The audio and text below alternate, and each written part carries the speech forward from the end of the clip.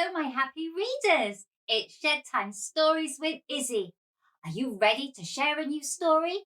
Well, the title of the book I have chosen is The Velveteen Rabbit. If you have this book at home, you can read along with me. The author of this book, the person who has written the story, is Margery Williams, and the illustrator, the person who has drawn all the pictures, is Gareth Llewhellin. Now, this story is about a rabbit, a toy rabbit, who longs to be real. Shall we find out what happens? The Velveteen Rabbit. There was once a velveteen rabbit, and in the beginning he was really splendid. He was fat and bunchy, as a rabbit should be. His coat was spotted brown and white. He had real thread whiskers, and his ears were lined with pink satin.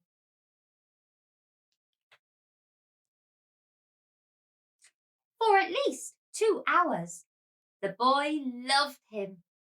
And then his friends arrived for his birthday party, and in the excitement of looking at all the new presents, the Velveteen Rabbit was forgotten.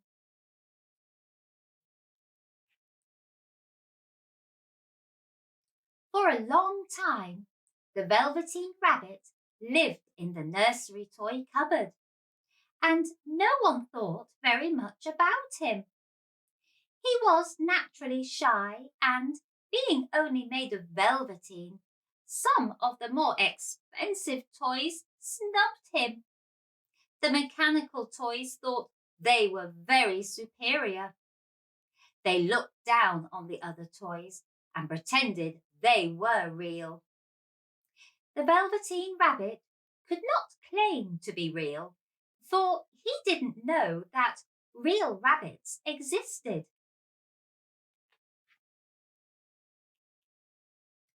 What is real? Asked the Velveteen Rabbit one day when he was lying beside Rocking Horse on the nursery room floor. Does it mean having things that buzz inside you and a stick-out handle? Real isn't how you are made, said Rocking Horse. It's a thing that happens to you when a child loves you for a long, long time, not just to play with, but really loves you. Then you become real.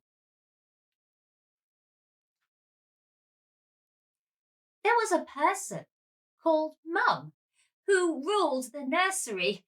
Sometimes she took no notice of the playthings lying about, and sometimes, for no reason whatsoever, she went swooping about like a great wind and hustled them away into cupboards.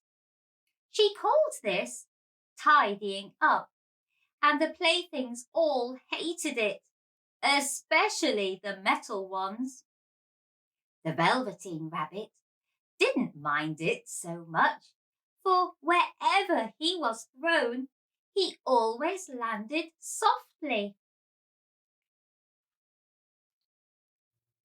One evening, when the boy was going to bed, he couldn't find the cuddly teddy that always slept with him. His mum was in a hurry, and seeing that the toy cupboard door stood open, she reached inside. Here, she said, take your old bunny. He'd like to sleep with you. And she dragged the Velveteen Rabbit out by one ear and placed him into the boy's arms. That night, and for many nights after, the Velveteen Rabbit slept in the boy's bed.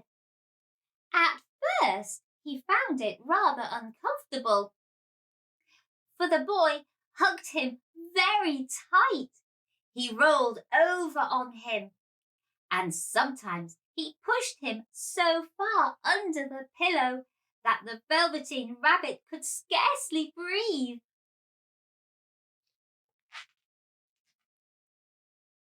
But very soon the Velveteen Rabbit grew to like it, for the boy used to talk to him and made nice tunnels for him under the bedclothes that he said were like the burrows that real rabbits lived in. And they had splendid games together. And when the boy dropped off to sleep, the Velveteen Rabbit would snuggle down close under his little warm chin and dream with the boy's hands, cuddling him all night long.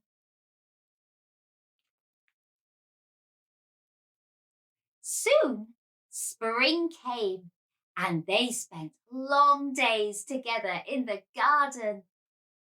Once, when the boy was called away suddenly to go in for dinner, the Velveteen Rabbit was left out on the lawn until long after dusk.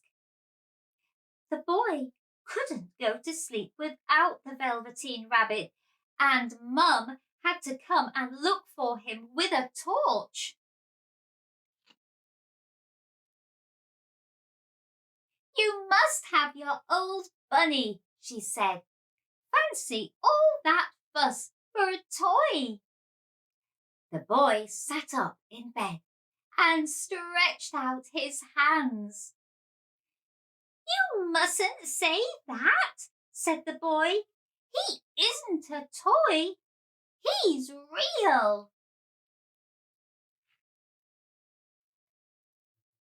When the Velveteen Rabbit heard what the boy said, he was happy, for he knew what Rocking Horse had said was true at last. The nursery magic had happened to him, and he was a toy no longer.